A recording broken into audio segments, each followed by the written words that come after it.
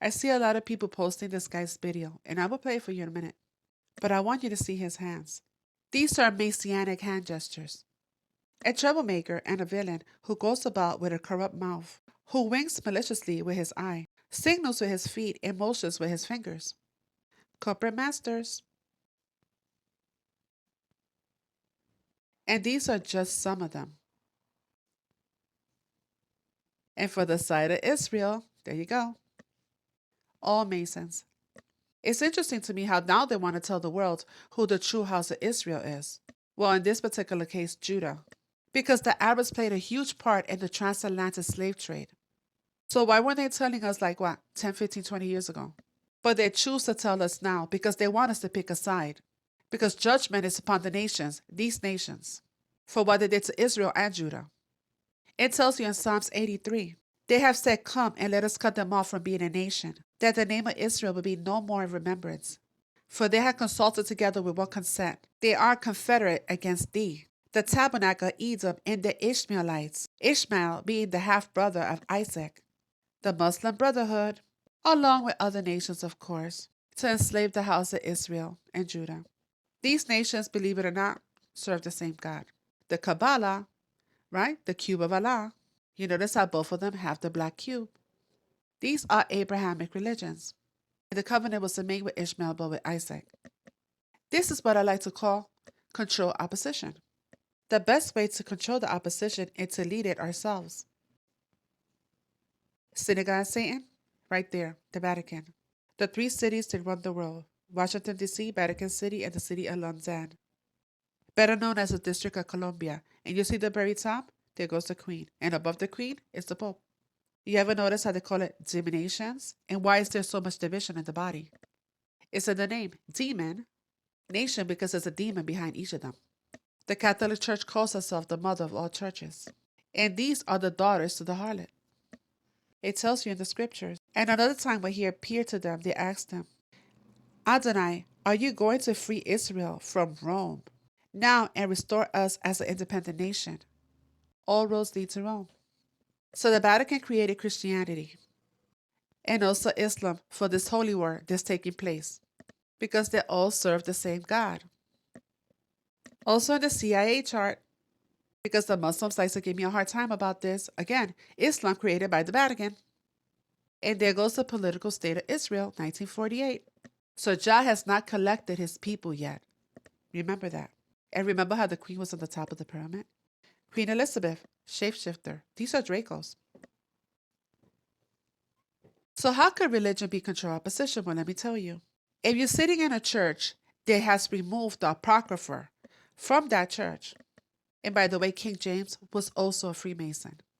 And if your church is celebrating any of these pagan holidays, and your Sabbath falls on a Sunday for the day of the sun worship, it means that you're under the Catholic Church. This is what control opposition is, because the founders of all religions are Freemasons. They tell you what scriptures to read, what days to celebrate, how to sing and how to praise and worship, with the incorrect names, by the way. That's the definition of control opposition. And I saw this in the news today. Transgender people can be baptized Catholic, serve as godparents, Vatican says. What they want you to do is to pick a side. So if you're so-called Christian, you will believe that these are God's chosen people. So if you're a Christian, that you believe that these are God's chosen people and you will side with them. And these are Khazarians, by the way. These are who they refer to in the scriptures of Revelation 3:9. Look at those who belong to the synagogue of Satan, who claim to be Hebrews but are liars. Identity thieves. Or they're going to want you to side with them, because now he's going to tell you how these people are not God's people. Either way, I don't have a dog in this fight. God's judgment is upon the world right now. He's having them turn on each other, and they want you to pick a side. So when you see people like this, remember to eat the meat but spit out the bones. And this war is coming to America. It's going to make itself worldwide because, like I said, they spread these religions around the world. And in the reading of Jeremiah, it tells you about a civil war that's going to happen in America for many years. And America is the land that Jah gave to Shem, his people, the Israelites. Do not pollute the land where you are. Bloodshed pollutes the land. And atonement cannot be made for that land on which blood has been shed. except the blood of the one who shed it. That's exactly what they did when they came to our lands. They shed our blood. And they did the same thing to Judah when they brought Judah over to our lands. So keep in mind that Joshua was born from the tribe of Judah, and the tribe of Judah is black. With that being said, I'm going to play for you a series of clips to help tie it together. The reason why today it is prohibited, and you can Google this, to do a DNA test in Israel. Totally forbidden. Wrong. It's illegal. It's a crime. You'll be jailed if you do a DNA test in Israel. Why? Because they know the truth will come out. You come from Poland, you come from Ukraine, you came from Europe, you came from everywhere else. And they were the original Middle Eastern Jews who lived together with the Muslims and the Christians for centuries. For centuries. So what happened to a lot of the Jews who were the Middle Eastern Jews? How come the Palestinians were all or predominantly Muslim? Did you know that there are hundreds of thousands of Palestinian Christians? Did you know that? Across the globe, they are scattered. They suffered as well. In fact, they suffered perhaps more than the Muslims. Do you know that their churches were bombed? Do you know that they feel more unsafe than the Muslims? Did you ever know that? These are Palestinians. Did you know that Henry Ford from Ford Motor Company spent millions of dollars, assembled a crew of people to produce a 4-volume work entitled The International Jew that was released in 1923 and subsequently has been banned and whitewashed from the record? Check it out. Henry Ford, founder of the Ford Motor Company, assembled a staff of experts to research the origin of European Jews who had been entering America in large numbers since the 1880s. Ford's research cost him several millions of dollars, and in 1923, he published the results in a 4-volume work titled The International Jew. It was Henry Ford's conclusion that the Jews were not descendants of the biblical Israelites. Ford further proved that these Jews, committing all sorts of crimes while under the cover of being called chosen people of the Bible, were rapidly taking economic and political control of America. Henry Ford also claimed that the Jews had secretly gained control of most Protestant seminaries and Christian book publishing houses and had been able to remove almost all criticism of Jews from Christian literature. In summing up his findings, Henry Ford stated, "The Jews are not the chosen people, though practically the entire church has succumbed to the propaganda which declares them to be so."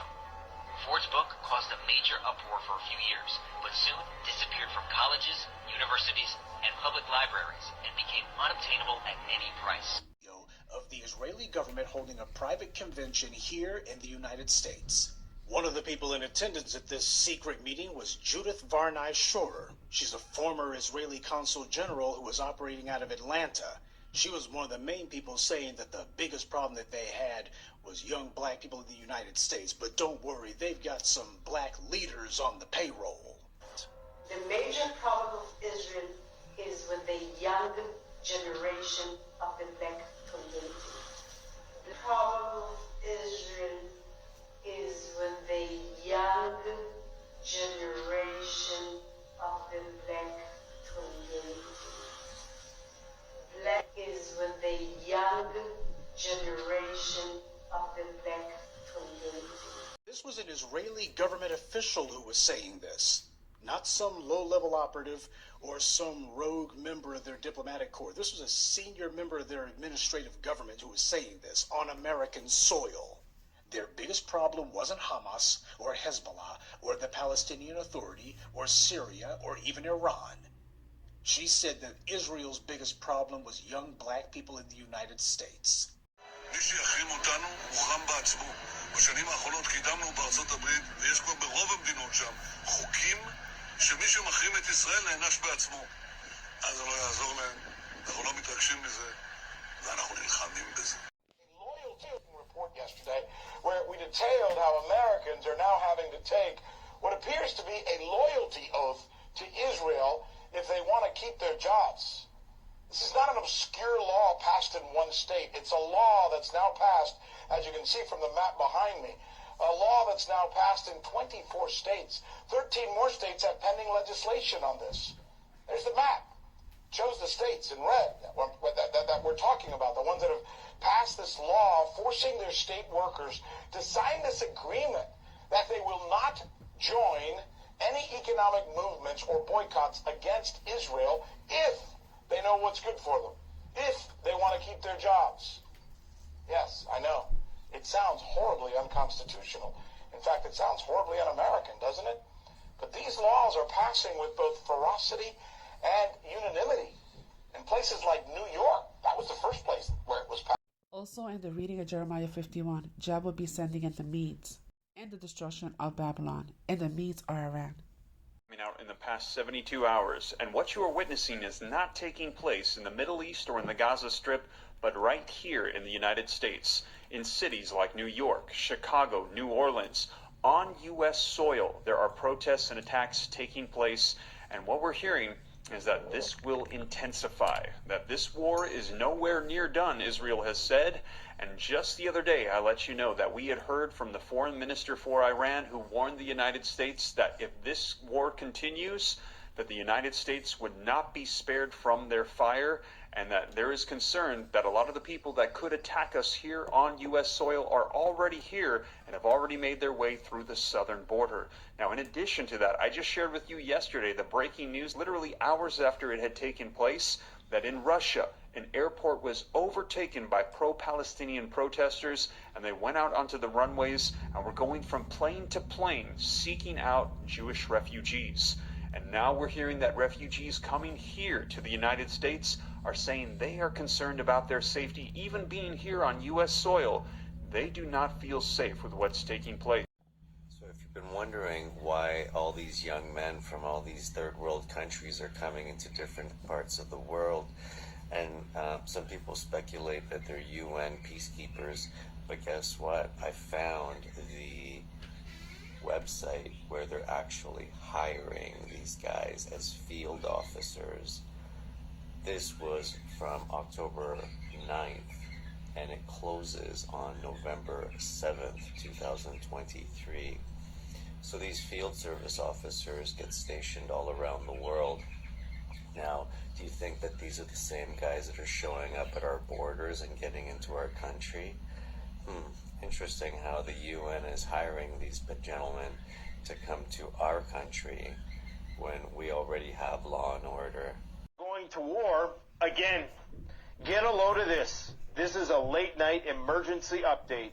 House Resolution 559 has basically guaranteed that we are about to go to war with Iran. This is a bombshell. I'm telling you right now, the markets have no idea the train wreck that is coming. This is going to change the game. We have Yemeni missiles striking Israel. Remember those guys who said, no, we're not at war with Yemen yet because they haven't sent the memo.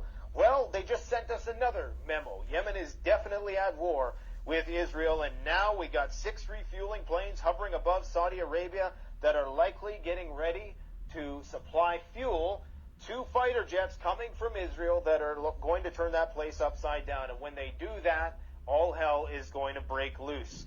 We have the Iraqi resistance pledging to eliminate all American troops. Remember when Skousen said that these are just being used as bait to bring us into a broader conflict? People have no idea what's coming. Take a look at how many ships are conglomerated around the Eastern Mediterranean. All of these ships in just the Eastern Mediterranean. This doesn't even count the Red Sea and the Persian Gulf, my friends. People have no idea. The average person has no idea what is about to happen. Israeli ships are now deployed to the Red Sea. We have Hamas digging tunnels that are 65 yards deep. 65 yards. There's no way you can touch these. Probably not even with a nuke, all right?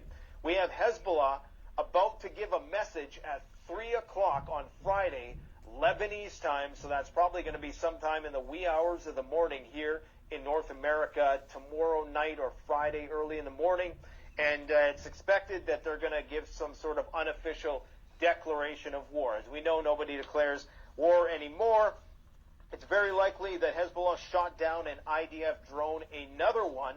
The IDF is getting their asses handed to them in the Gaza Strip, because what most people don't realize is that the same tactics that are being implemented in Ukraine with the drones that hover over, with the bomblets and the ordnance and the grenades, that same tactic is now going to be utilized in mass in Gaza City. And when the Israeli people start to see the casualty rates come in, I don't know what the response is going to be. It could go one of two ways. It could work to galvanize the population for a broader war, or it could send a lot of those dual citizens backing. I guess time will tell, and we're going to find out in a very short period of time. The Saudi defense minister is currently in D.C. Saudi Air Defense is awaiting approval. Basically, they're going to be getting Patriot missile defense systems. So Saudi's speaking with a fourth tongue.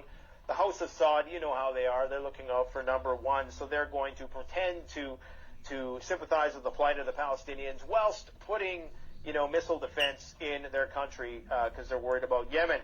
Now, we got Lindsey Graham saying that he wants to go scorched earth, total war, civilians don't matter. I tell you, the vampires are out in Washington right now. Iran is calling on countries to stop sending oil to Israel, a net importer of energy. They would be totally screwed if that happens. So that is a card that could potentially be played by countries who might not necessarily be antithetical to Israel, adversarial to Israel, but they may do something. They have to do some sort of gesture, like Jordan today, who pulled out its ambassadors and expelled the Israeli ambassador. They're doing these little things even though they're allowing the Americans to utilize their airstrips for military planes. North Korea says it's going to send even more weapons to Hamas. I tell you, it's a tangled web we weave. The Egyptian army is now moving tanks towards the Rafah border crossing.